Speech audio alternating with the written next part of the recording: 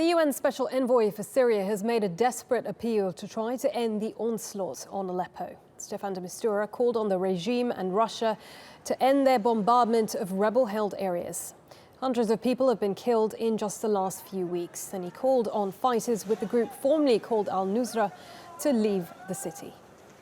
I'm therefore asking publicly, let's start with Al-Nusra. We don't talk to each other. You know it, we know it. But can you please look at my eyes? And those of the Aleppo people, of the 275,000 civilians that are there where you are, and confidently tell those 275,000 people that you are going to stay there and that you remain there and keep hostage of your refusal to leave the city because 1,000 of you are deciding on the destiny of 275,000 civilians.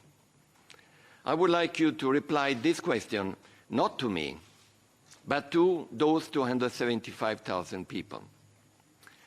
And if you did decide to leave in dignity and with your weapons to Idlib or anywhere you wanted to go, I personally am ready physically to accompany you.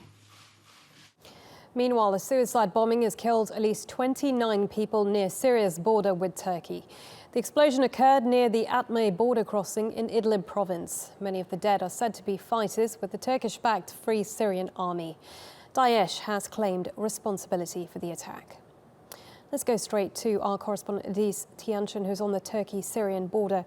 Let's talk about that press conference, Ediz, by Staffan de Mistura. You were listening into that as well. A very powerful speech and plea by him there. We heard a bit of it earlier. Making this plea to the Russians and to the opposition fighters within eastern Aleppo, the Al-Nusra fighters, that they have to leave eastern Aleppo.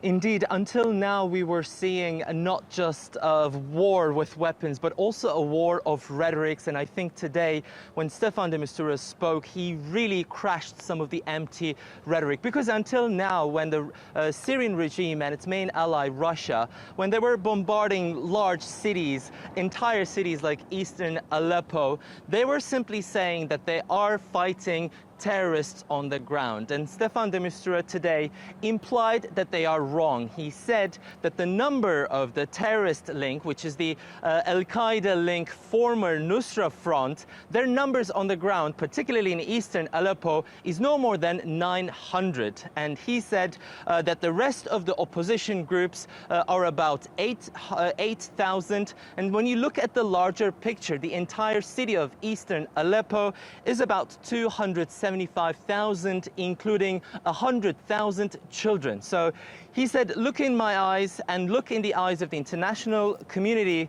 and how can you justify these constant attacks with heavy weapons on a large city like this, when you say you are only fighting the former Nusra front, which is only 900? So he was basically implying that this is not worth it. He was sending a message to the Syrian regime and to Russia to halt this offensive. And then he was also sending a message to Al-Nusra front. He went out of his way to say that if they decided, if they were willing to leave eastern Aleppo, he was going to, as the United Nations, he was going to physically assist them in doing so. And he was also sending him a message saying that just by their presence there, they're jeopardizing the lives of 275,000 people, the entire city, basically. So it was a very sincere speech, and he was mostly going at the Syrian regime and its ally Russia, as well as Al-Nusra front, to take a step in order to finally, at least in terms of the critical situation in Aleppo, to bring to a resolution over there. What really struck me was something he said, that by the time we're sitting down to our Christmas dinners in 2.5 months, the whole of eastern Aleppo could be destroyed if fighting continues the way it is now. Ediz, talk us through some of the figures. He gave us some of the number of casualties, the numbers of people injured in just the last 2 weeks in eastern Aleppo.